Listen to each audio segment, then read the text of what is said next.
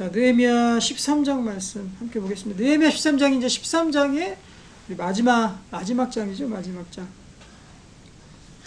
어떻게 마무리하고 있는지 보겠습니다. 네. 13장 1절 말씀 같이 보겠습니다. 그날에 모세의 책을 낭독하여 백성에게 들렸는데 그 책에 기록하기를 암몬 사람과 모압 사람은 영원히 하나님의 총회에 들어오지 못하리니. 보면요, 우리 신약 구약 할 거 없이 모든 성경을 통틀어서 하나님의 부흥과 개혁이 일어날 때는 그 전에 무엇가 먼저 발견이 되고 눈에 들어오느냐, 무엇을 보느냐가 중요한 거죠. 항상 그 앞에 하나님의 말씀이 먼저 있었습니다. 하나님의 말씀이 발견되고 하나님의 말씀에 부흥이 있고 말씀이 그 가운데 먼저 민족을 이끌고 사람을 이끌었기 때문에 그 말씀 보고 그 말씀대로 하다 보니까 하나님의 뜻대로 다 이루어지는 거예요. 그렇죠. 근거가 있어야 될 거 아니에요. 그냥 막 부흥이 일어납니까? 뭐 열심히 막 열낸다고 해서 부흥이 일어납니까? 개혁이 일어납니까? 개혁은 분명히 이 법조문대로 해야 되는 거죠. 법에 어떻게 써있나, 하나님의 이 율법에 어떻게 써있나, 말씀에 어떻게 써있느냐, 그대로 이루어지는 게, 하나님의 말씀이 그대로 이루어지는 게, 그게 바로 개혁이고 부흥인 거지 다른 게 아닙니다. 그렇죠? 우리 인간의 생각대로 열심히 의치하 영차 해가지고 어떤 새로운 것들을 막 만들어내고 막 뭐 하는 게 아니에요. 거기에 말씀이 없으면은 그 방향 자체가 잘못된 거잖아요. 그럼 그건 부흥이라고 할 수가 없는 거죠. 그래서 하나님의 이 부흥과 개혁에는 반드시 말씀이 있었고 말씀대로 하니까 그게 부흥 개혁이 된 거거든요. 우리도 말씀대로 하면 되잖아. 말씀 같이 읽자, 같이 모이자, 같이 읽자. 그리고 말씀대로 우리가 사는 거, 그게 바로 부흥 아니겠습니까? 느헤미야 13장 1절에도 부흥이 어디서부터 시작이 되냐. 그날 모세의 책을 낭독하여 백성에게 들렸는데 그 책에 기록하기를 암몬 사람과 모압 사람은 영원히 하나님의 총에 들어오지 못하리니. 바로 이방 민족들과 정말 혼잡하게 섞여 있는, 그래서 왜 그것이 글로벌하지 못하게 국수주의입니까? 아니면 외국을 배격하는 그런 일입니까? 그게 아니죠. 그곳에 있는 이방신들이 같이 섞여 들어오니까 그게 문제였던 거죠. 그래서 하나님께서 모압과 암몬의 사람은 영원히 하나님 총에 들어오지 못하리라 하고 신명기 우리 말씀에 먼저 말씀하고 있는 거예요. 신명기 보면은 23장 3절하고 4절 말씀이죠. 여기 이미 그것이 명문화돼 있어요. 그거를 읽은 거예요. 그걸 읽고 나서 이대로 해야 되는데 현실을 보니까 거기에 너무 많은 암몬 모압 사람들이 우리 섞여 있는 거예요. 결혼도 하고 막 난리가 난 겁니다. 그 안에. 그래서 그것을 하나님의 말씀대로 고치니까 그게 개혁이 되고 또 그것이 부흥이 되고 하나님의 나라가 다시 임하는 일이 된 거죠. 그대로 해야 됩니다. 그대로. 요시아의 개혁 때도 하나님의 율법책을 성전에서 hil기야 제사장이 발견하지 않습니까? 그때 영적 부흥이 일어나잖아요. 그래서 유월절을 지키게 되잖아요. 그 율법에 써있는 대로 하니까 율법이 지켜지니까 그게 개혁이고 부흥이 되지 않습니까? 요단강 건널 때도 하나님 말씀이 먼저 첫 발을 디디니까 갈라지잖아요. 하나님 말씀이 먼저 가야 되는 거예요. 그리고 사도행전 부흥에도 보면은 하나님 말씀이 흥황해지더라. 하나님 말씀을 증거하더라. 하나님의 말씀이 점점 더 흥황해지더라. 그 말씀에 따라서 제자의 수가 늘어나더라. 같이 따라다니거든요. 그래서 말씀을 어떻게 우리가 우리 땅 가운데 실현시키느냐, 그 문제가 바로 부흥의 여부를 가름하는 겁니다. 그래서 어떻게 했느냐, 2절 보면은 이는 그들이 양식과 물로 이스라엘 자손을 영접하지 아니하고 왜 모압과 암몬이 총에 들어오지 못하냐, 그 이유를 설명하고 있는 거예요. 양식과 물로 이스라엘 자손을 영접하지 아니하고 도리어 발람에게 뇌물을 주어 저주하게 하였습니다. 그러나 우리 하나님이 그 저주를 돌이켜 복이 되게 하셨다 하는지라. 민수기 22장 그 이후로 이제 이 발람의 저주에 대해서 나오잖아요. 이 발락 선지자가 바로 모압 또 이 암몬의 또 이 나라에 있었지 않습니까? 그 나라에서 이 광야를 지나가고 정말 약해 있는 그 약한 상태에 있었던 이스라엘 백성을 맞아주지 아니하고 물과 양식으로 이스라엘 자손을 영접하지 아니했다 그랬잖아요. 발람에게 뇌물 줘가지고 그때 당시에 이제 복수린이었죠. 발람은 선지자로 나오지 복수린이었죠. 그래 저 민족을 저주하라고 그렇게 막 시켰다라는 거죠. 근데 여기 하나님의 은혜가 나옵니다. 2절 보면은 그러나 그 저주가 막 퍼부어질라 그래 그 순간에 우리 하나님이 그를 저주를 돌이켜 복이 되게 하셨다. 하나님 어떻게 하셨습니까? 발람 선지자가 저주하려고 하니까 당나귀 타고 가다가 나귀가 막 벽에다가 발을 비비고 그래서 이 나귀의 입술을 통해서 선지자 발람을 책망하지 않습니까? 그렇죠? 하나님의 사자가 탁 서 있고 그래서 축복으로 바꾸시죠. 그게 하나님 은혜인 거예요. 저주를 축복으로 바꾸는 게 하나님 은혜거든요. 우리에게 있었던 그 저주, 우리에게 다가오던 그 저주, 죽음의 저주, 또 지옥의 저주 다가오고 있잖아요. 누구든지 시한폭탄처럼, 그렇죠? 시한부 인생처럼 다가오지 않습니까? 그 다가오는 저주를 하나님이 바꾸셔서 축복으로 예수 그리스도를 통해서 축복으로 바꿔주신 거죠. 그 은혜를 바로 이스라엘 자손들이 누렸다라는 겁니다. 그래서 이제 이 모압과 암몬 여기를 총에 들어오지 못하도록 그렇게 하나님께서 막으셨습니다.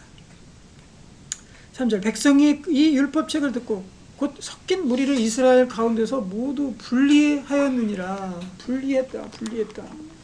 그러니까 이방신, 잡신들 또 하나님을 섬기는 일을 혼잡하게 만드는 그런 음란의 또 그 신 아닙니까?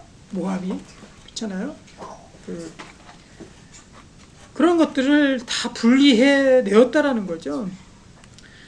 이거는 이제 독단주의 또 뭐 우리만 살자 이런 또 같이 함께하는 것들을 배격하는 그런 일들이 아닙니다. 이거는 일단 우리가 살아야 되잖아요. 우리가 죽는데 우리가 하나님의 이 신앙을 온전하게 순수한 하나님의 신앙을 우리가 지키는 것들이 중요하죠. 우리 가운데 얼마나 많은 가라지들이 우리 어제도 살펴봤지만 가라지들이 막 씨들이 뿌려집니까? 그렇죠. 그래서 우리 가운데서 막 이 정말 쓸데없는 그런 열매들이 막 마음 가운데서 일어나잖아요. 그 씨들이 일단 뿌려진단 말이에요. 거기에서 우리의 순수, 신앙의 순수를 유지하는 것들이 중요한 겁니다. 그래서 우리도 같이 분리해야 되죠. 이 느헤미야가 얼마나 신경을 썼는지, 얼마나 헌신했는지 이 이후부터 쭉 나오죠. 4절. 이전에 우리 하나님의 전에 방을 맡은 제사장 엘리야십이 도비아와 연락이 있었으므로 엘리야십 제사장이 이 도비아는 계속 성전 짓는 걸 방해한 사람이죠. 그 사람과 결탁이 돼 있었다라는 거죠. 도비아를 위하여 한 큰 방을 만들었으니 그 방은 원래 소재물과 유향과 그릇과 또 레위 사람들과 노래하는 자들과 문지기들에게 11조로 주는 곡물과 새포도주와 기름과 또 제사장들에게 주는 거제물을 두는 곳이라. 그 큰 방은요 거룩한 곳이었어요. 그때 하나님의 이 제물, 그쵸, 11조 뭐 이런 것들을 다 저장하고 이렇게 유통하던 그런 곳이었습니다. 너무나도 거룩한 하나님의 장소였다라는 거죠. 근데 그 방을 줬다라는 거예요. 자기 마음대로. 제사장 이것도.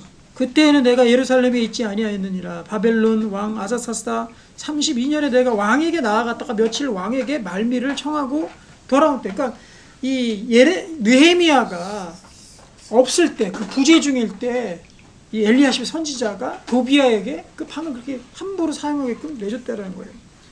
예루살렘에 이르러서야 엘리야십이 도비아를 위하여 하나님의 전 뜰의 방을 만든 악한 일을 안지라. 그렇죠. 하나님의 이 성물을 저장하는 이곳을 그냥 사유물처럼 그렇게 제사장이라는 사람이 도비아를 통해서 그렇게 하게 만든 거죠. 악한 일을 본 겁니다. 내가 심히 근심하여 도비아의 세간들 그 방 밖으로 다 내어 던지고, 마치 예수님께서 성전에서 매매하고 성전을 흐리고 흐트러뜨렸던 하는 그때 당시에 사람들의 상을 엎으시고 모든 것들을 재물들을 다 내팽개치신 그 분노를 연상시키지 않습니까? 느헤미야도 마찬가지예요. 하나님의 거룩한 방에 그 도비아의 세간살이, 살림이죠, 살림살이들을 다 집어 다 던져버렸다는 겁니다.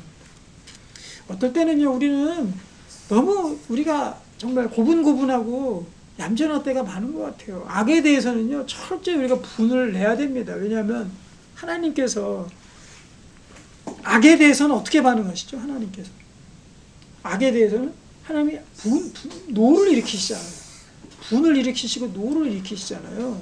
그렇죠? 예수님도 그랬어요. 예수님의 악에 대해서는 정말 뭐 양보가 없으셨습니다. 악에 대해서는 철저히 그들을 책망하고 또 노를 바라시고 때로는 이 독사의 자식들아 하고 그들에게 철저히 그 악에 대한 대응을 하나님께서 주셨거든요. 그래서 우리도 악에 대해서만큼은요, 특히 이 버려야 될 것들, 그리고 우리가 막아야 될 것들은 철저히 좀 단칼에 베어버리고 막고 이런 것들이 있어야 될 것 같아요. 요셉도 그 자기의 유혹을 받았을 때 어떻게 했습니까? 그냥 그 뭐 이렇게 적당하게 타이르고 보냈습니까? 아니면은 단호하게 대처했습니까? 그렇죠. 단호하게 대처했죠. 버리고 도망가. 자기가 감옥 갈 거 알고 그 자기 주인의 부인을 내팽개치고 간 거예요. 악에 대해서만큼은. 그래서 그 대가를 받잖아요. 감옥에 들어서 2년 동안 지질이 고생하잖아요. 고생을 하더라도 악에 대해서만큼 우리가 철저하게 배격하는 것이 있어야 되겠다. 10절 내가 또 알아본즉 레위 사람들이 받을 몫을 주지 아니하였으므로, 레위 사람들에게 그 줘야 될 거 아니에요. 그렇죠? 11조 들어온 거, 또 헌물 들어온 거 이런 것들을 줘야지. 레위 사람들은 뭐 먹고 삽니까? 하나님께서 그 지분이 없다 그랬었잖아요. 기업이 없을 것이다. 그리고 오로지 11조와 헌물을 통해서 그들이 살 것이다. 몫을 주지도 않았대요. 그 직무를 행하는 레위 사람들과 노래하는 자들이 각각 자기 밭으로 도망하였기로. 내가 모든 민장들을 꾸짖어 이르기를 하나님이 전에 어찌하여 버림바 되었느냐. 전이 어찌하여 버림바 되 하나님의 전이 버림을 당한 거예요. 그때 당시에. 우리 하나님의 전 교회, 지금의 이 교회 사람들에 의해서 버림당한 것들이 많이 있습니다. 되었느냐 하고 곧 레위 사람을 불러 모아 다시 제자리에 세웠더니 이에 온 유다가 곡식과 새 포도주와 기름의 11조를 가져다가 곳간에 드림으로 다시 한 거예요. 다시. 내가 제사장 셀라마와 서기관 사독과 레위 사람 부다야를 창고지기로 삼고 마따냐의 손자 사꿀의 아들 하난을 버금으로 삼았나니 이는 그들이 충직한 자로 인정됨이라. 그 직분은 형제들에게 분배하는 일이었으니라. 다시 느헤미야 지도자가 이들을 다시 세웠다는 겁니다. 충성스러운 자들을 모아서 다시 하나님 앞에 세운 겁니다. 내 하나님이여 이 일로 말미암아 나를 기억하옵소서. 기도하는 거예요. 느헤미야의 기도. 내 하나님의 전과 그 모든 직무를 위하여 내가 행한 선한 일을 도말하지 마옵소서. 그때 내가 본즉 유다에서 어떤 사람이 안식일에 술틀을 밟고 곡식단을 나귀의 시로 운반하며 포도와 무화과와 여러 가지 짐을 지고 안식일에 예루살렘에 들어와서 음식물을 팔기로 그날에 내가 경계하였고. 또 이제 안식일이 침범을 당한 겁니다. 안식일을 범한 거예요. 안식일을 범한 거. 그럼 참 이스라엘 백성들도 참 대단하죠. 그렇죠? 지금 생각해 보면 안식일 범한 거. 전에는 예수님이 왔을 때는 그쵸? 그 뭐 이삭 하나 배고파서 제자들이 잘라 먹은 거, 또 예수님께서 병자 하나 살린 거 가지고 시비 걸고 왜 일하느냐고 그렇게 막 거기에서 대고 그 항의하지 않습니까? 그런데 이 느헤미야 시대는 어땠어요? 안식일을 범하기를 뭐 아무 꺼리낌 없이 그렇게 범했어요. 툴툴을 밟았다. 또 나귀에 실어서 운반 이거 다 안 되는 겁니다. 실어서 짐을 지는 거 이거 다 안 되는 거. 포도주 뭐 그리고 매매하는 거, 사고 파는 거, 절대 안 되는 거예요. 절대 안 되는 거. 성도도 몇 명 안 되는데 그나마 졸면은 저 누구한테 설교하겠습니까? 그렇죠? 포도 가지고 가는 거, 술틀을 밟는 거, 그 다음에 음식 매매하고 이러는 거, 그런 거 다 안 되는 겁니다. 그런데 이런 거 범하는 거를 무슨 밥 먹듯이 이렇게 범하게 된 거죠. 이것도 느헤미야가 바로 잡는 거예요. 바로 잡는 거예요. 그래서 우리는 하나님의 이 부흥은 다른 게 없고요. 사람들 하나님의 말씀대로 살 수 있도록 그걸 바로 잡으면 돼요. 악은 내쫓고 하나님의 말씀이 임하도록 바로 잡는 게 부흥이다.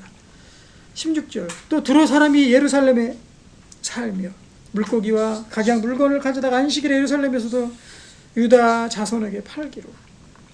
내가 유다의 모든 귀인들을 꾸짖어 그들에게 이르기를 너희가 어찌 이 악을 행하여 안식일을 범하느냐. 너희 조상들이 이같이 행하지 아니하였느냐. 그래서 우리의 하나님이 이 모든 재앙을 우리와 이 성읍에 내리신 것이 아니냐. 지금까지 그렇게 고생하고 이 고생 하나님의 징계와 진노를 이렇게 당하고도 그래도 아직도 너희들이 모르느냐. 가진 고생 다 했잖아요. 70년 가서 종살이하고 왕은 다 죽고 눈 뽑히고, 그렇죠?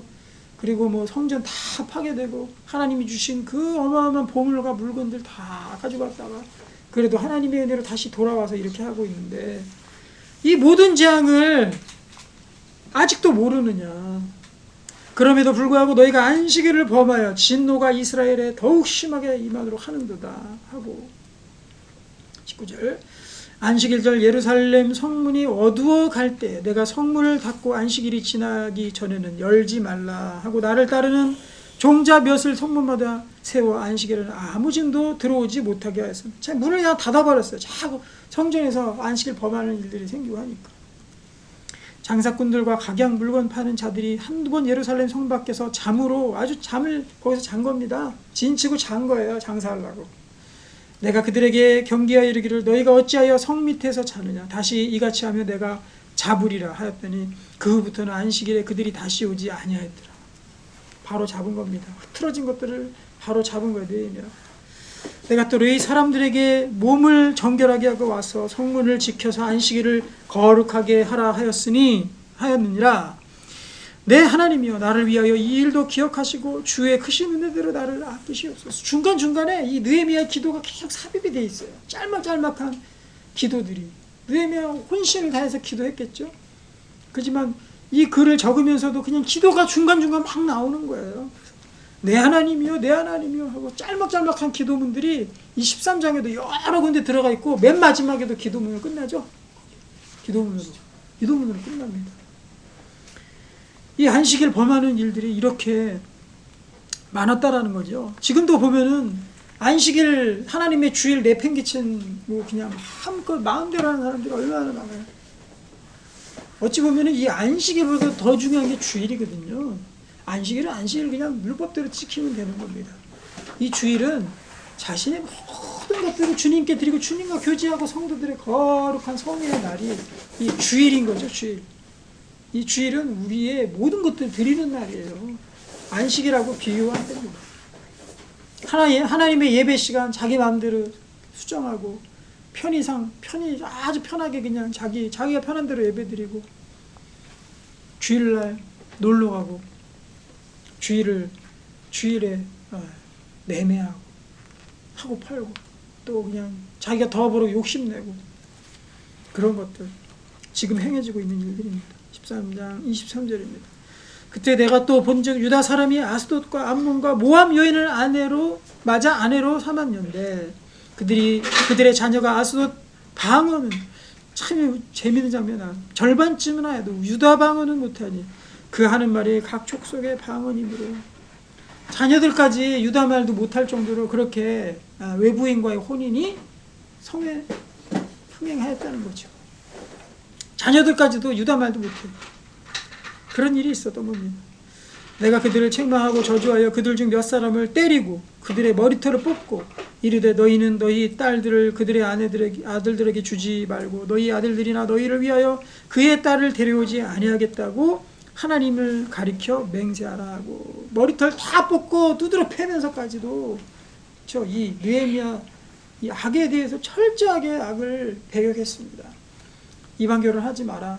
이방 결혼해서 어떻게 됐는지 그 증거를 보여줍니다. 느헤미야가 뒤에 나오죠. 볼까요? 또 이르기를 옛적에 이스라엘 솔로몬의 예를 들어요. 솔로몬 왕이 왜 망했는지 그 솔로몬에 대한 성경의 해석, 느헤미야의 해석을 한번 봅시다. 솔로몬 왕은 어떻게 해석했는지. 옛적에 이스라엘 왕 솔로몬이 이 일로 범죄하지 아니하였느냐. 그는 많은 나라 중에 비길 왕이 없이 하나님의 사랑을 입은 자라. 하나님에게 가장 많은 사랑을 받은 사람이었어요. 하나님의 이보다 더 이스라엘에서 하나님의 큰 축복과 사랑 받은 사람이 있습니까? 없습니까? 있어요? 없어요? 없습니다. 없어요.